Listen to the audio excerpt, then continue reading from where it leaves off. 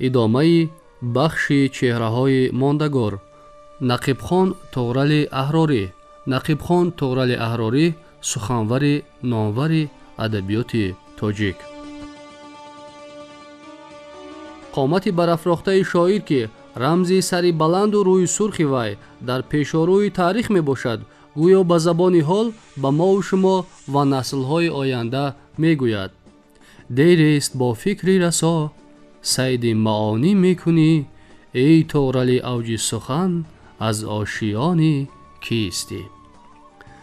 مجموعه یادگاری شاعر که از مقبره، مجسمه، آثارخانه، ایوان‌های کندکاری، باغ و گلگشت‌های آراسته با درختان و گل‌های رنگارنگ عبارت بوده، با طرح زمانوی و با استفاده صنعت بلند معماری ملی ساخته شده است، با مبلغ 5 میلیون سامانی به انجام رسیده است.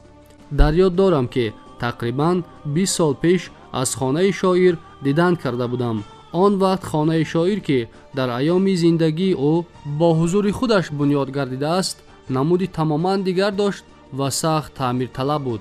امروز در خانه و آثارخانه شاعر مهمترین نمونه های فرهنگ خانه‌داری ملی تاجیکان، خاصه مردم وادی زرافشان، اشیا و دیگر لوازمات دارای اهمیت تاریخی، نسخه های خطی و چاپی آثار شاعر و مانند اینها جمع آوری شدند. اکنون میراثبران شاعر بزرگ را ضرور است که این یادگاری نادر را احتیاط کرده برای جمع آوری دیگر یادگاری های نادر و نمونه های تاریخی و فرهنگی منطقه کوشش نمایند. خانه شاعر می تواند در آینده به یک آثارخانه مهم تاریخ و فرهنگ ملتمان تبدیل یافته در آن یادگاری های خطی، کتاب های نادر، عنصرهای فرهنگ خانه‌داری کهن تاجیکان، محصول نوهای گوناگون هنرمندی چون ثروت بی‌بهای خلقمان گردآوری و نگهداری کرده شوند. هدف حکومت مملکت از احیای چنین یادگاری‌های تاریخی پیش از همه بلند برداشتن خودشناسی ملی جامعه، تربیت نسل نورس در روحیه احترام به گذشته، همچنین مساعدت بر رشد سیاحی و معرفی شایسته تاجیکان به اهل جهان می باشد.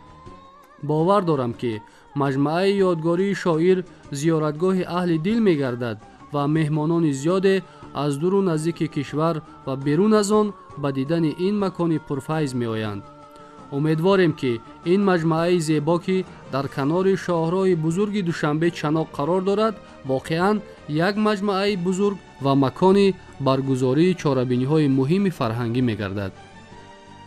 بینندگان گرامی، در اینجا بخش چهره‌های ماندگار در باب نقیب خان طغرل احراری سخنور نامور ادبیات تاجیک به پایان رسید. شما را در نشرهای دیگری بخش چهره‌های ماندگار به روزگار و آثار صدرالدین عینی، زندگانی و قهرمانی آشنا خواهیم کرد.